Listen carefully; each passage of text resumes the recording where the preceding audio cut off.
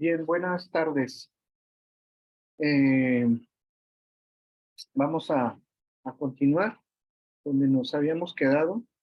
Entonces, recapitulando de lo que habíamos visto anteriormente, pues prácticamente estamos viendo la historia, los antecedentes del derecho del trabajo, cómo ha ido evolucionando a través del tiempo y cómo los principales principios del derecho del trabajo se han elevado, de hecho, a derechos humanos y lo vamos a ir viendo, lo vamos a ir materializando conforme vayamos avanzando en la materia y eh, ciertos principios del derecho de trabajo que lejos de reconocer la labor material o darle un precio, como decía Carlos Marx, al trabajo, pues más bien ya se ha transformado a darle un reconocimiento a las personas, ¿sí? Y, y conforme vamos avanzando, les repito, vamos a ir viendo cada uno de estos principios hasta la actualidad. Y conforme lo que habíamos visto en la última sesión, un punto de partida fundamental en el derecho del trabajo, pues fue la Revolución Francesa, ¿sí?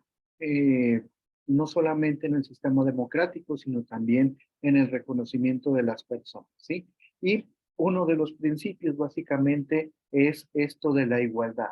Sí, ya era un punto de partida para elevarlo a un rango mundial como un derecho universal de las personas, el hecho de que las personas sean libres, pues también dentro de esta libertad lleva intrínseca la libertad de contratarse, la libertad de ejercer el trabajo u oficio, que todos tenemos derecho. Si mi memoria no me falla, viene reflejado en el artículo 8 de la Constitución. A ver si no cometo ese error, pero creo que sí es en ese artículo, bueno, ya lo checaremos. Pero la libertad de la prestación del trabajo, uno de los principios fundamentales es que el Estado no debería de intervenir en la organización del trabajo, porque es una relación entre particulares, pero a lo largo de esta historia hemos visto que si se ha intervenido tanto como órgano rector, ha intervenido como órgano de procuración de justicia, como todavía lo hemos visto en la actualidad, esas juntas locales y federales de conciliación y arbitraje, que hasta hace algún año eran las impartidoras de justicia en materia laboral. Ahora, repito, afortunadamente se ha judicializado el procedimiento laboral, es decir, que quien emite justicia lo es el Poder Judicial, no es un ente tripartita como lo habíamos visto anteriormente.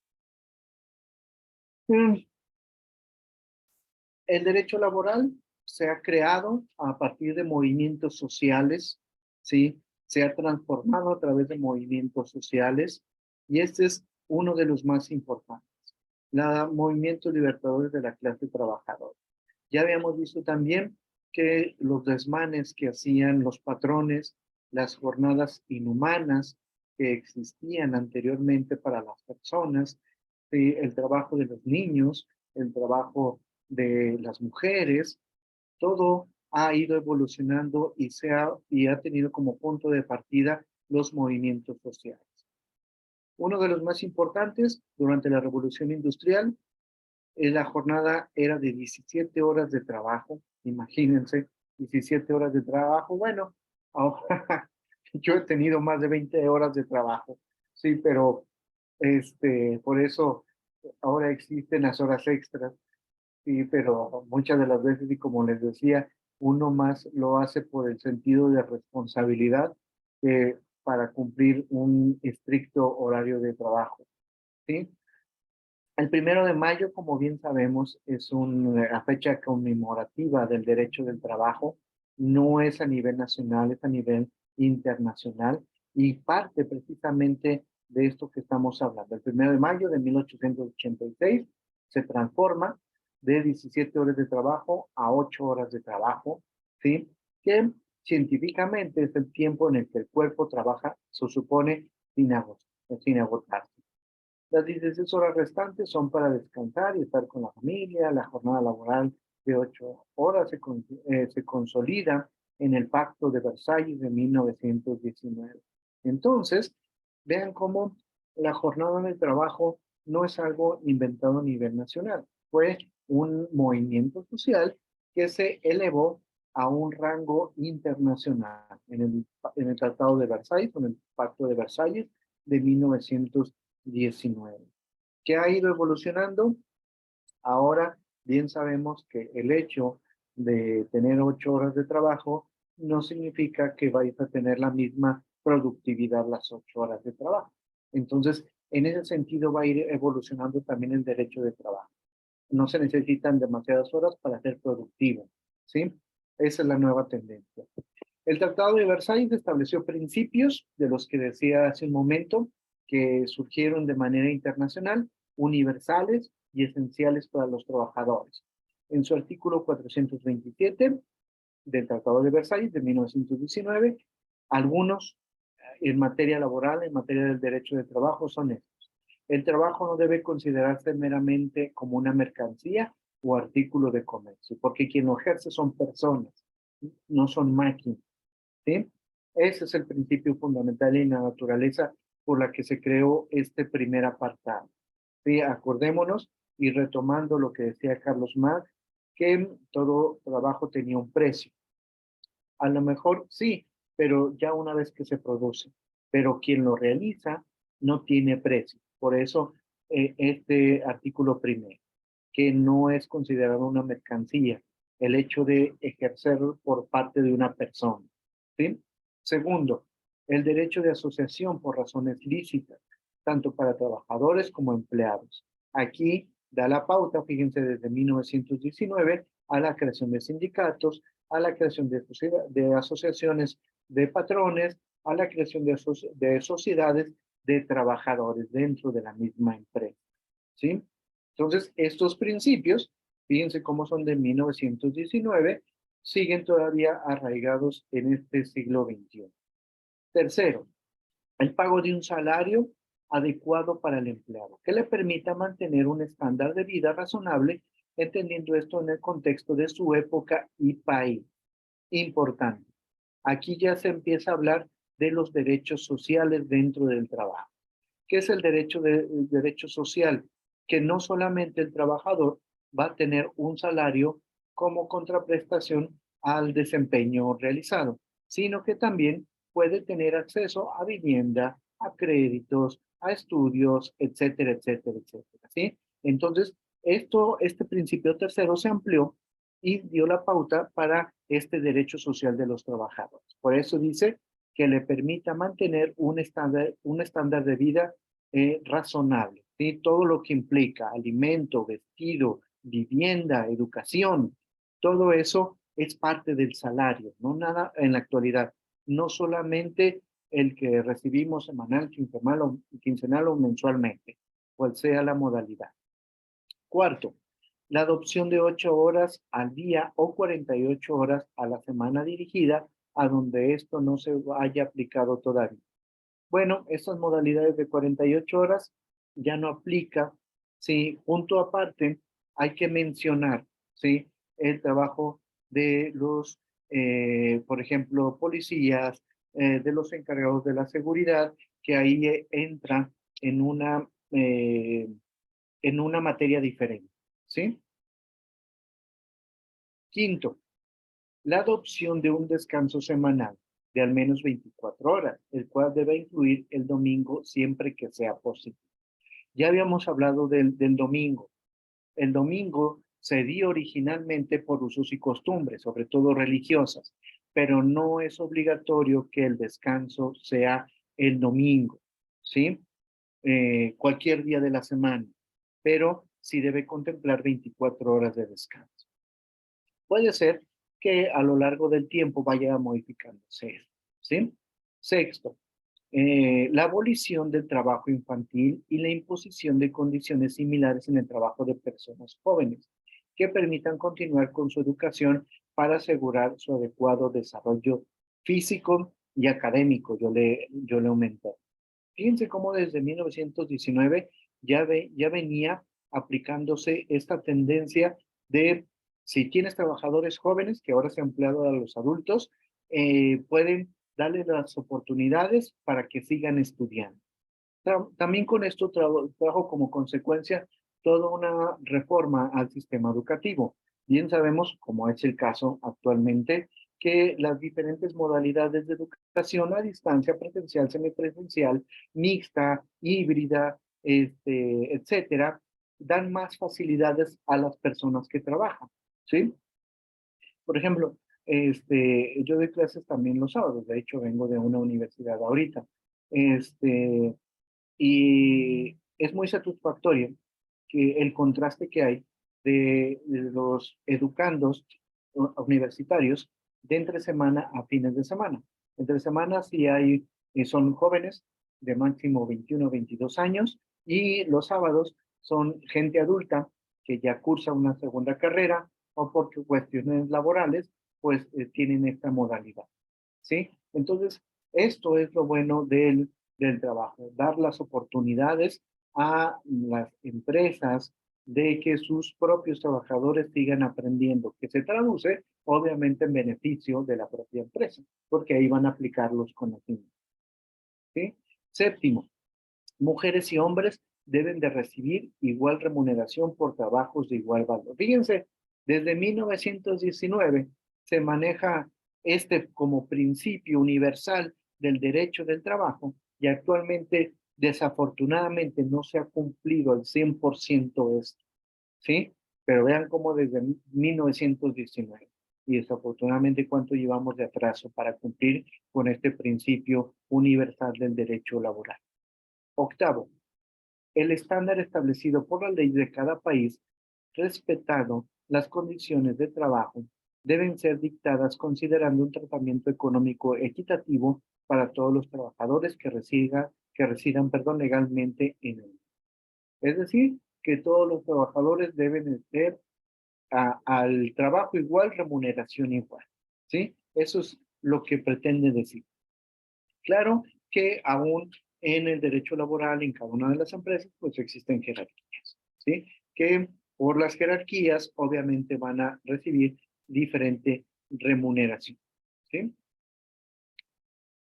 Noveno, cada estado debe aprovisionarse con un sistema de inspección que deben participar mujeres para asegurar el cumplimiento de las leyes y regulaciones para la protección de los empleados.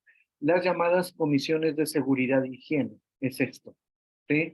Desde 1919 se creía y se cree actualmente que el ambiente laboral, ¿sí? Que la manera en que se desarrollan las actividades, el lugar específico, el ambiente material, tiene que ver fundamentalmente no solamente para el desempeño de las labores, sino para la seguridad de las personas. ¿Sí? Eso es a lo que se refiere este capítulo noveno, o artículo noveno, como quieran llamarlo.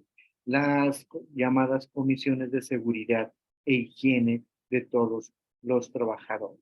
Entonces, estos son solo algunos de los principios que se elevaron a rango de derechos humanos, en particular de los trabajadores, desde aquel tratado o pacto de Versalles de 1919. ¿Se fijan? Algunos se siguen aplicando, otros no de una manera equitativa, como el trabajo de las mujeres, pero que son normas, son principios generales del derecho laboral que deben de ser respetados a nivel internacional, sobre todo por la integridad de las personas y por darle esa necesidad de reconocimiento del ser humano, desempeñando una actividad laboral, una actividad comercial, una actividad empresarial que trae como beneficios no solamente a ellos mismos, a los patrones, sino también a la propia sociedad. ¿Sale? Bien, denme un segundito para cambiar de presentación.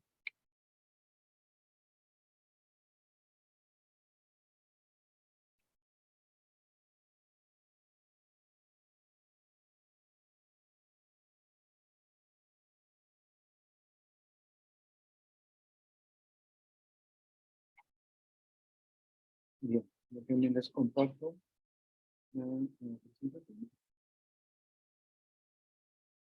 Listo. Ahí la ven todos, ¿verdad?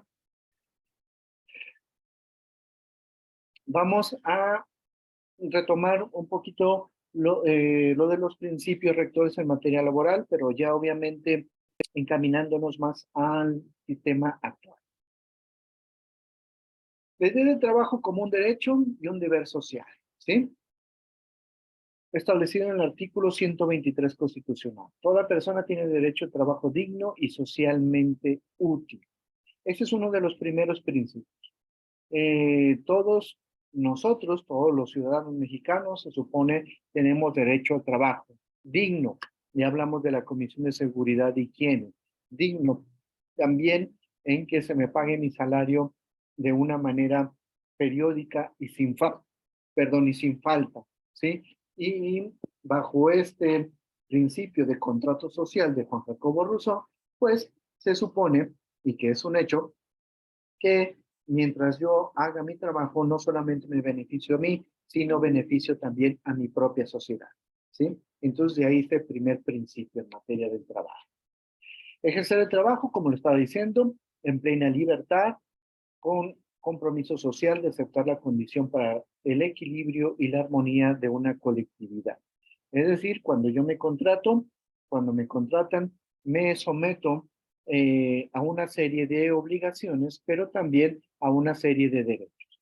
Si a lo mejor los derechos no están contemplados en mi contrato de trabajo, pues no se supone que no tenga que cumplirlos el patrón, sino que los derechos, por el hecho de ser trabajador, me protege la propia ley y las normas internacionales, ¿sí? Entonces, si no están especificados mis derechos en mi contrato de trabajo, pues no me tiene que preocupar porque están contemplados y me protegen la propia Constitución, la propia Ley Federal de Trabajo y las normas internacionales, ¿sí? Libertad de trabajo. Elegir simplemente el trabajo que uno quiera dedicarse, siempre y cuando obviamente sea lícito, ¿sí? Es decir, con apego a derecho, a lo que estoy mencionando. Independientemente de las obligaciones, también tengo derechos, derechos que están contemplados en la propia Constitución, que están contemplados en las normas internacionales, independientemente o no que vengan en mi contrato. Igualdad en el trabajo, algo que viene, que acabamos de leer y que acabamos de ver del Pacto de Versalles. ¿Sí? Este principio, en materia del derecho laboral mexicano, significa que todos los trabajadores tienen el derecho a ser tratados con las mismas condiciones laborales, sin importar su condición económica y social. Se basa en los principios para trabajo igual, salario igual. ¿Sí? También es importante mencionar que el trabajo de personas con trabajadores con actitud, se me fue la palabra, con necesidades especiales, también es obligatorio contratarlos. Esto es algo relativamente actual, ¿sí? Y viene contemplado en este principio de trabajo igual y la libertad del trabajo, ¿sí? Actualmente, cada empresa, sobre todo gobierno, ¿sí? Tiene la obligación de contratar a personas con capacidades diferentes o distintas, o como quieran llamarle, porque también ellos necesitan trabajar y es un derecho universal de las personas, ¿sí? Entonces, esto es un término o una actividad, entre comillas, relativamente actual, pero que es obligatorio ya en la actualidad. De ahí las empresas socialmente responsables también contempla este estatus. Estabilidad del empleo tiene como finalidad proteger a la clase trabajadora en lo que necesite y en lo que sea necesario para su sustento y bienestar. Obviamente, aquí en estabilidad del empleo contempla o tiene mucho que ver la manera en que me contratan, ¿sí? Acuérdense que nosotros somos libres de contratar y de aceptar el régimen de contrato que a nosotros nos convenga, ¿sí? Y me refiero, por ejemplo, a los contratos de esos de honorario, ¿sí? Ahí me contempla, sí, a lo mejor que voy a estar contratado o laborando durante un año o 6 meses. Entonces, en ese aspecto en particular a lo que se refiere este principio de estabilidad en el empleo, significa que en ese año, en esos 6 meses, no puedo darme o no pueden correr sin tener algo fundamentalmente, eh, ya me fue la palabra, sin tener alguna responsabilidad debidamente fundamentada, también hay que decir, ¿sí? Por ejemplo, es muy común que en trabajos de gobierno te contraten de confianza, ¿sí? Pero, y lo dice la ley de trabajadores burocráticos, si tienes más de 6 meses con tu plaza de confianza, automáticamente el patrón te debe de dar una plaza definitiva, ¿sí? Ese es uno de los principios laborales. ¿Sí? Que sucede mucho, sobre todo en los trabajos de gobierno. Bien, entonces, hay dos tipos de sujetos del derecho de trabajo, obviamente individuales y colectivos. ¿Sí? Los individuales son los que nos contratamos de manera personal, de manera individual, y esto tiene mucho que ver, sobre todo, con el trabajo, por ejemplo, de maestros en universidades, ¿sí? Nos contratamos o nos contratan de manera personal particular y los colectivos que aquí hablamos, que habíamos mencionado en otras sesiones, de los trabajadores que nos contratan colectivamente, el llamado contrato colectivo de trabajo. Esos entran bajo este aspecto en particular. Pero vamos a ver cada uno de ellos. Sujetos individuales del derecho de trabajo son todas aquellas personas que se encuentran dentro de las regulaciones de leyes laborales. Los personales, los individuales. ¿Quiénes pueden ser estos individuos? Todos los que, según el artículo 5 constitucional, se encuentren en la posibilidad de dedicarse a profesión o oficio. Era el quinto, no era el octavo, el que les decía hace un momento. ¿Sí? Oficio que les acomode siempre y cuando sea lícito y no se encuentren inhabilitados. Esto es muy importante, esto de ser inhabilitado. Últimamente se ha tomado en mucha discusión y ha entrado en mucha controversia el hecho de que los patrones, yo creo que ustedes lo han visto, lo saben, las empresas piden una carta de no antecedentes penales, ¿sí? Esto no debería de ser. Esto vulnera los principios del derecho laboral, ¿sí? Más sin embargo, aquí también entra esta otra parte. Si tú lo aceptas al contratarte, pues es un acuerdo de voluntad, ¿sí? Pero también entra esa disyuntiva que algunas empresas lo ponen como requisito, que deben de ser sancionadas porque no debe de ser, ¿sí? La inhabilitación también tiene que ver en el sentido de las personas, por ejemplo, que hayan trabajado en gobierno y que han sido inhabilitados por un procedimiento laboral en Contraloría o por peculado, ¿sí? Por enriquecimiento ilícito y que las propias normas administrativas, laborales administrativas de los gobiernos inhabilitan para desempeñar algún cargo o comisión por X años, ¿sí? Entonces tiene estas modalidades, esto de esta última parte de este artículo 5 constitucional, ¿sí? Eh, Todo individuo que realice debe de estar apegado a derecho y por lo tanto no estar bajo ninguna prohibición judicial, ¿sí? Que es lo que estábamos mencionando, de ejercer determinada actividad, como es el caso de los individuos que por algún delito, según sea el caso en concreto, se les prohíbe ejercer con determinada labor. Por ejemplo, si alguno ya fue sentenciado por fraude a una empresa, pues aquí es donde entra esa disyuntiva de que pues, y ya compurgó su sentencia, ¿sí? Aquí está la libertad de la empresa de si lo contrata o no. Aquí entra esta discusión que les decía hace un momento, y se supone, porque también cae en el rango de estigmatizar a una persona y de etiquetarla sobre todo, pero también pónganse del lado de la empresa. Y cómo voy a contratar a un contador que ya defraudó una empresa, pero también pues ya comportó su sentencia, se supone que ya pagó eh, con pena corporal, a lo mejor, privativa de la libertad, esa falta a la sociedad, pues también tienen derecho a seguir trabajando. Entonces, por eso les digo que esto es muy a discusión, ¿sí? Para efectos de comprender ampliamente lo del trabajador, se entiende, según el artículo 8 de la Ley Federal del Trabajo, toda persona física que presta a otra física o moral un trabajo personal subordinado, ¿sí? Existen muchas definiciones de trabajo, ¿sí? Y seguirán existiendo una diversidad de definiciones.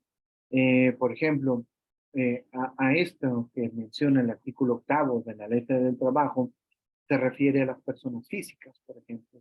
Pero ¿qué pasa cuando habla de las personas colectivas que se contratan? ¿Sí? Que también viene una terminología muy puntual y misma que vamos a ver más adelante. Pero aquí se refiere a que presta a otra, hablando de persona física, a otra persona física o moral un trabajo personal subordinado. Y se fijan también aquí, lo que hay que comprender es que habla de un trabajo personal, llámese material, llámese intelectual, llámese académico, ¿sí? Entonces, la terminología aquí lo deja muy amplia, un trabajo personal, para no limitar cierta actividad por la que te quieran contratar, ¿sí? Y a una empresa o a una persona física moral, física, pues no hay ningún problema, pero moral, aquí podemos partir en dos cuestiones. Una persona moral del derecho privado o una persona moral del derecho público, ¿sí? Es decir, trabajadores de empresas privadas y trabajadores al servicio del Estado, de los municipios, del Poder Judicial, del Poder Legislativo, ¿sí? Entonces también hay que tomar esas dos acepciones. Sí, una persona moral que funge como patrón, pero esta persona moral puede ser del derecho privado o del derecho público. ¿Sí? Bien. Por patrón, otras definiciones que tienen muchas acepciones. ¿Sí? Se entiende la persona físico-moral, retomando lo que acabo de decir, que utiliza los servicios de uno o varios trabajadores. Si el trabajador, conforme a lo pactado o a la costumbre, utiliza los servicios de otros trabajadores, el patrón de aquel lo será también de él. Esto es los llamados, y también que está en discusión y que últimamente también se ha regularizado en materia laboral, los llamados outsourcing. De aquí, de aquí se tomaron esa idea de los llamados outsourcing. Sí, pero eso también, yo creo que lo van a ver más adelante en derecho laboral colectivo, ¿sí? La figura jurídica laboral de los outsourcing, ¿sí? Bien, entonces conforme a lo pactado, acuérdense que el entrar a laborar con una empresa es un acuerdo entre particulares, entre voluntarios, ¿sí? Bien. Capaces e incapaces dentro de estos sujetos individuales, retomando lo que había dicho hace unos momentos, de que en la actualidad es obligatorio contar con personas de capacidades diferentes, contar con una cuota mínima, porque hay una cuota mínima por porcentaje, de tanto las empresas privadas como las empresas públicas, ¿sí? Pero ¿qué nos dice en este aspecto esta legislación laboral? Las personas que son capaces para ejercer el trabajo son los que cumplan la capacidad de ejercicio. Bien. Bueno, vamos a leerlo y ahorita vamos a explicar todo. Sin encontrarse en un estado de interdicción, locura, ebrio consuetudinario, demencia, etcétera, etcétera, etcétera. Mientras que las que, según la ley, son incapaces son los menores de 14 años. Además de que esta calidad se encuentra prohibida en el artículo 123 constitucional. Bien, aquí hay varios aspectos que podemos tomar. Primero, y a la primera parte, dice que cumplan con la capacidad de ejercicio. Como bien sabemos, hablando de nuestro sistema jurídico mexicano, nosotros como personas tenemos capacidad de goce y capacidad de ejercicio. La capacidad de goce, y esto va a variar de diferentes códigos civiles, ¿sí? De las entidades federativas. De hecho, aquí voy a hacer un paréntesis, ya existe, y está bien, ¿sí? La verdad está muy bien. ya existe una iniciativa en el Congreso de la Unión de unificar en un solo código el Código Civil y el Código de Procedimientos Civiles, así como pasó en el 98, porque no me falla, con el Código Nacional de Procedimientos Penales. Ya existe también la tendencia de que se unifique también la materia civil, ¿sí? Y esto me refiero a la capacidad de ejercicio. La capacidad de ejercicio, de goce, perdón, les decía, y esto va a variar de acuerdo a cada Código Civil de las entidades federativas, se adquiere, si mi memoria no me falla otra vez, desde el tercer mes de embarazo de una persona, es decir, de un sujeto, es decir, de un producto. Se oye muy feo, pero algunos códigos así lo manejan. Es decir, desde que yo cumpla 3 meses de gestación en el vientre materno, soy sujeto de derechos, más no de obligaciones. Esa es la capacidad de goce, ¿sí? Es decir, derecho a la vida, que también está en boga con el derecho penal, pero eso es otra esa materia, a recibir salud, cuidados, etcétera. Esa es la capacidad de goce, ¿sí? Y la capacidad de ejercicio, como bien sabemos, la adquirimos aquí en México a partir de los 18 años, donde ya somos sujetos de derechos y de obligaciones. Bien, eso por la primera parte. Y luego, un estado de interdicción. Un estado de interdicción o un interdicto debe ser declarado judicialmente. Para eso hay un juicio de estado de interdicción, ¿sí? Que se ventila de materia familiar o del derecho familiar, ¿sí? ¿Qué es este juicio de estado de interdicción? Este juicio de estado de interdicción, sobre todo en la actualidad, se hace con las personas, sobre todo con las adultas mayores, que teniendo algunos bienes, teniendo algunos negocios, no son capaces ya física ni mentalmente de administrar esos bienes o negocios. Entonces se promueve un estado de interdicción para salvaguardar los intereses del interdicto, y hablando de los intereses personales y económicos y empresariales, ¿sí? Entonces, el estado de interdicción no solamente se hace para los locos, para los dementes, sino para aquellos que debido a su avanzada edad, a su estado del que esperemos todos vayamos a pasar, sí, es decir, morir de viejos, vamos perdiendo esa capacidad cognitiva, ¿sí? Entonces, ese estado de interdicción sí debe de ser declarado judicialmente y se hace en la actualidad más para estas personas, ¿sí? Eso es un estado de interdicción. Un ebrio constitucionario, para que sea declarado interdicto, también debe de ser emitido esta interdicción por un juez, ¿sí? Así de simple. Hasta en tanto no se declare por un juez que es interdicto, no puedo caer en esa figura jurídica, ¿sí? Y el trabajo de menores de edad, este, también es un punto a discusión. Se hizo esto o se tuvo la restricción de no contratar a menores por la suposición de que deben de estar en las escuelas, ¿sí? Pero que también esto tiene que ir, va a ir evolucionando, sí va a ir evolucionando, pero siempre salvaguardando la integridad o el sano desarrollo psicoemocional de los niños, ¿sí? Sobre todo comentando que todavía deben de estar en la escuela a esta edad, pero ya es otra cosa que ha ido cambiando. Y luego, sujetos colectivos, es decir, sujetos colectivos, de acuerdo a la legislación laboral, se encuentran los sindicatos, las federaciones y confederaciones de trabajadores.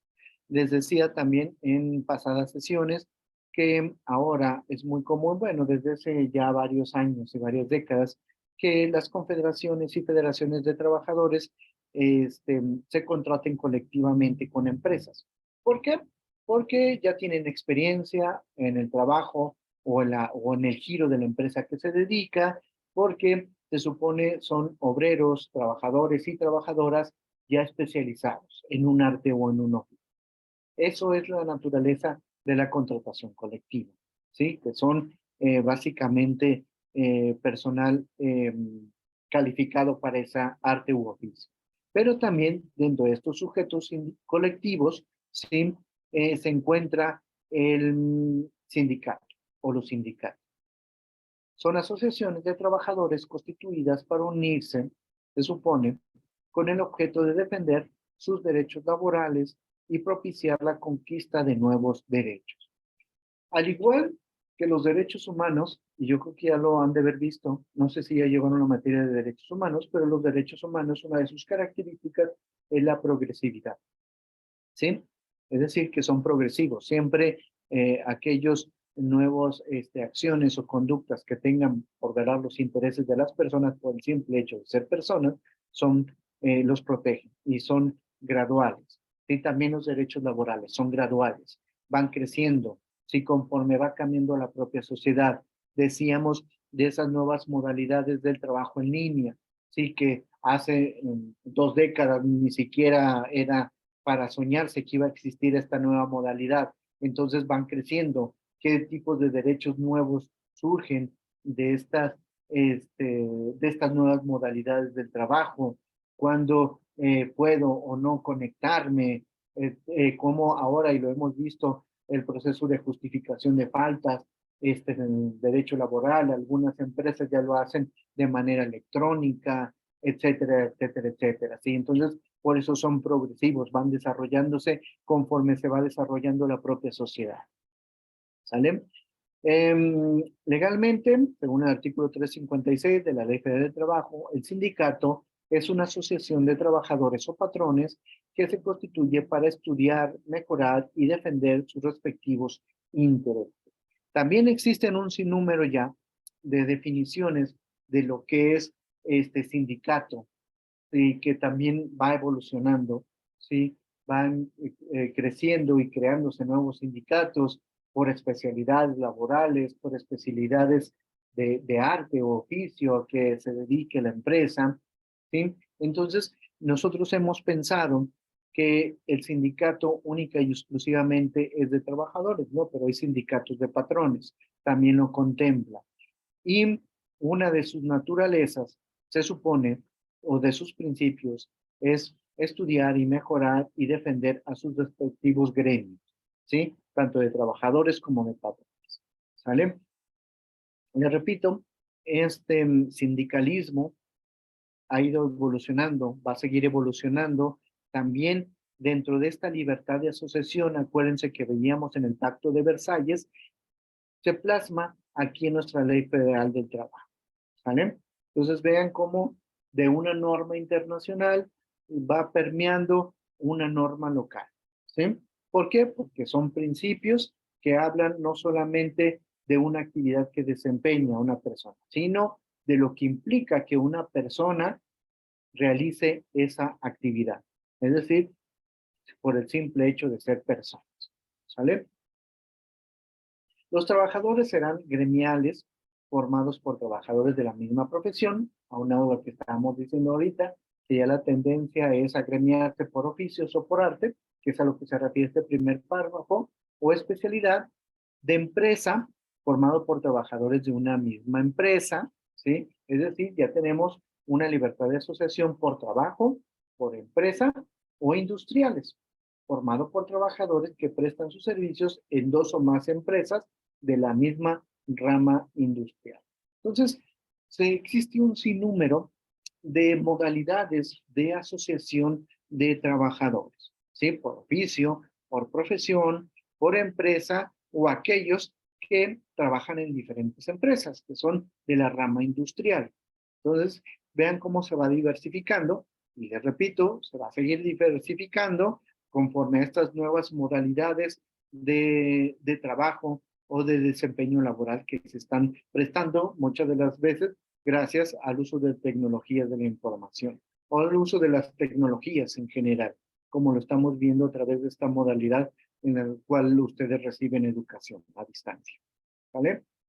Nacionales de industria, formada por trabajadores que prestan sus servicios en una o varias empresas de la misma rama industrial pero instaladas en dos o más entidades federativas, ¿sí?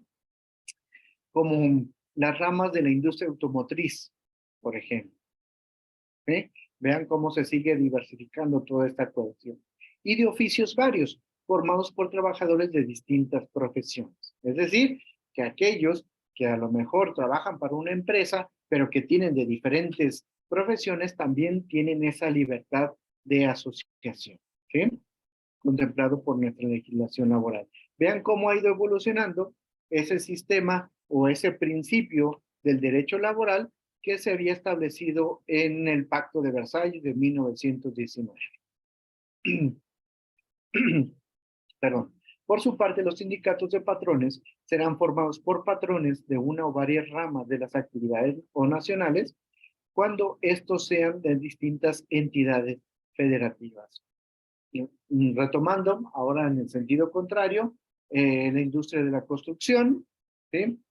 Por eso existen estas asociaciones, la Canacintra, ¿cómo se llama?